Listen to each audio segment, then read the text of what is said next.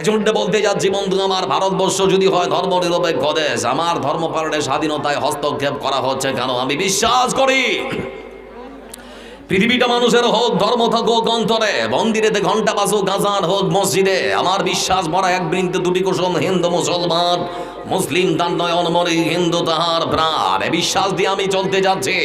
এ ভারতবর্ষের সৌন্দর্য আর সংস্কৃতি যদি হিন্দু মুসলমান বজায় রাখতে চান, তাহলে প্রয়োজন হলে মুসলমানদের হিন্দুদের মন্দির পাহারা দিতেও হতে পারে। আর হিন্দু ভাই সত্যি যদি ভারতবর্ষে হিন্দু মুসলমান মিলেমিশে থাকতে চান, তাহলে মুসলমানদের মসজিদ পাহারা দিতে হতেও পারে। কারণ বর্তমান ক্ষমতায় যারা বসে আছে এরা হিন্দু মুসলমান, ভারত পাকিস্তান, শ্মশান আর কবরস্থান ছাড়া কিচ্ছু বুঝে না। চাইছো নাকি বন্ধু আমার? এই জন্য বলতে যাচ্ছি, ভয় করার কোনো কারণ নেই। এ ভারতবর্ষকে মুসলমানেরা সুন্দর করে সাজিয়েছে, মুসলমানদের অবদানকে খাটো করে কেউ দেখতে পারে না।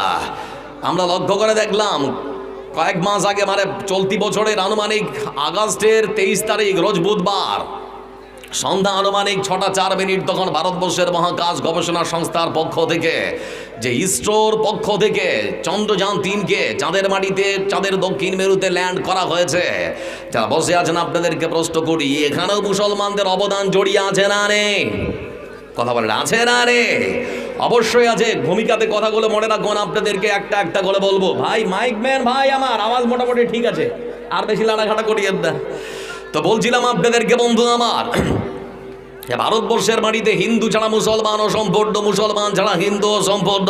এজন্য বলতে যাচ্ছি 1983 সালে কপিল দেবের আমতে ভারতের মাটিতে আমরা ভারতবর্ষের নাগরিকরা প্রথম বিশ্বকাপ জয় করেছিলাম। ঠিক সেই সময় মুসলমানদের অবদান জড়িয়েছিল।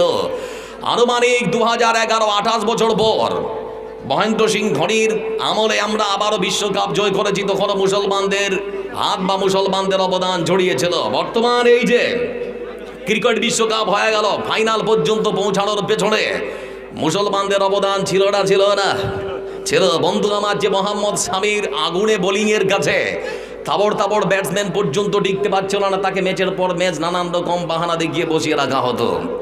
তিনি যখন সুযোগ পেলেন, তিনি প্রমাণ করে দেখিয়েছেন যে মোহাম্মদ শামি, আমি মুসলমান কোনো অংশে কম নয়। এজন্য মনে রাখবেন বন্ধু আমার, আমরা মুসলমান, আল্লাহ ছাড়া কারো কাছে মাথারত করবো না, আল্লাহ ছাড়া কাউকে ভয় করবো না। কেউ সাহায্য করুক আর না করুক, আল্লাহ আমাদের সাহায্যকারী, তাই তো নাকি বন্ধু আমার? এই জন্য বলতে যাচ্ছি, যারা এখানে বসে আছেন জানেন কি জানে না বলতে পারবো না, সামনের যে জানুয়ারি মাসের 22 তারিখ, জানুয়ারি মাসের 22 তারিখে আমাদের প্রাচীনতম মসজিদ, যে মসজিদের নাম হলো বাবরি মসজিদ, যেখানে রাম মন্দির নির্মাণ করা হয়েছে, সে রাম মন্দির উদ্বোধন করা হচ্ছে।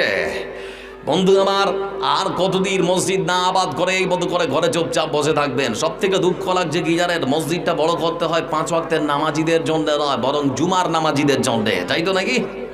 জুমার নামাজিদের জন্য মসজিদটা বড় করতে হয়, 5 ওয়াক্তের নামাজিদের জন্য নয়। খুবই দুঃখ লাগে।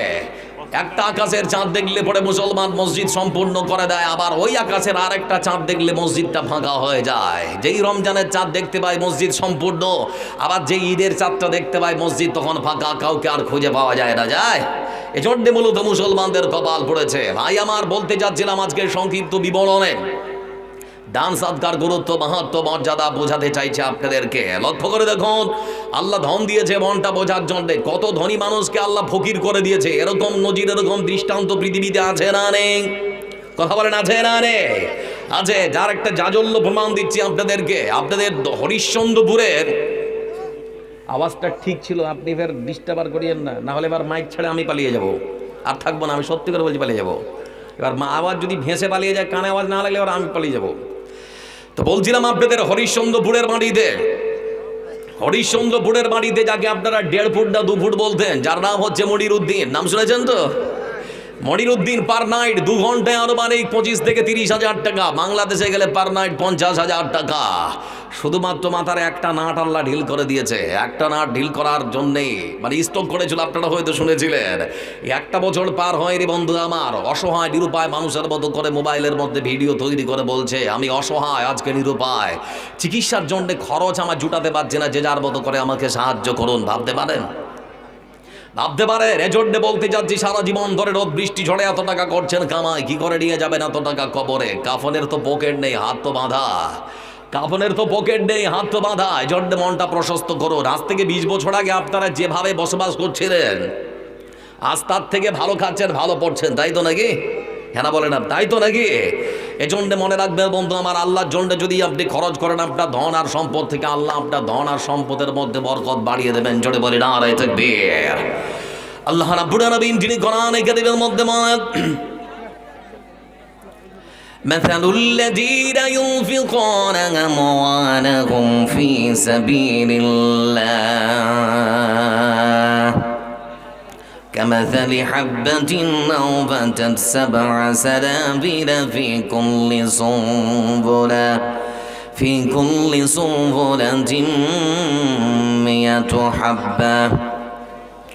মহান যোদ্ধা আল্লাহ রাব্বুল আলামিন পৃথিবীর বুকে ধনবান মানুষদেরকে ডাক দিয়ে বলেছেন, পৃথিবীর বুকে ধনবান মানুষরা শুনে নাও, তোমাদের মধ্য থেকে যারা আমার রাস্তায় খরচ করে, দান করে, তারা তাদের নিজের সম্পদ থেকে, দান থেকে, গম থেকে, সোনা থেকে, চাঁদি থেকে যারা আমার রাস্তায় খরচ করে, তাদের উপমা, তাদের দৃষ্টান্তটা হলো ঠিক সেরকম একখানা গমের দানা, একখানা গমের বীজ হলো যেরকম। একটা গমের বীজের সঙ্গে তুলনা করা হয়েছে। কেন? আমার বন্ধুরা যারা কৃষক, লক্ষ্য করে দেখুন, একটা উর্বর কোনো জমিরে যদি একখানা গমের বীজ ফেলে দেওয়া হয় বন্ধু আমার, ওই একখানা গমের বীজ থেকে কখনো একটা গাছ তৈরি হয় না, বরং একের অধিক হয়। মহান যোদ্ধা আল্লাহ রাব্বুল আলামিন এখানে 7খানা গাছের কথা উল্লেখ করেছেন। প্রত্যেকটা গাছে আমার আল্লাহ রাব্বুল আলামিন দিয়েছেন 100 করে দানা। এক একটা গাছেই 100 করে দানা দেওয়া হয়েছে, 100টা করে দানা দেওয়া হয়েছে বন্ধু আমার। তার মানে 7টা গাছে আল্লাহ রাব্বুল আলামিনের পক্ষ থেকে 7খানা দানা দেওয়া হয়েছে। একজন কৃষক কখন একটা দানা থেকে 700 দানা পেতে পারে? একজন কৃষকের পক্ষে তখনই একটা দানা থেকে 700 দানা পর্যন্ত পাওয়া সম্ভব যখন ওই কৃষক 3খানা শর্ত মানবে। প্রথম নাম্বার শর্ত হলো বন্ধু আমার, যে বীজটা নেবে সেই বীজটা হতে হবে উন্নত মানের বীজ দিতে হবে। দ্বিতীয় শর্ত হলো, যে সময় গম বপন করা হয়, যে সময় গম লাগানো হয় মাঠে, সেই সময় লাগাতে হবে। তৃতীয় নাম্বার শর্ত হলো বন্ধু আমার, সময়ের সাথে সার প্রয়োগ করতে হবে, জল সেচ দিতে হবে। এই 3খানা শর্ত যদি আল্লাহর কোনো বান্দা কিংবা কোনো কৃষক যদি মেনে নেয়, তাহলে পরে 1খানা গমের দানা থেকে 7, আবার 7খানা থেকে 700 দানা পর্যন্ত পেতে পারে।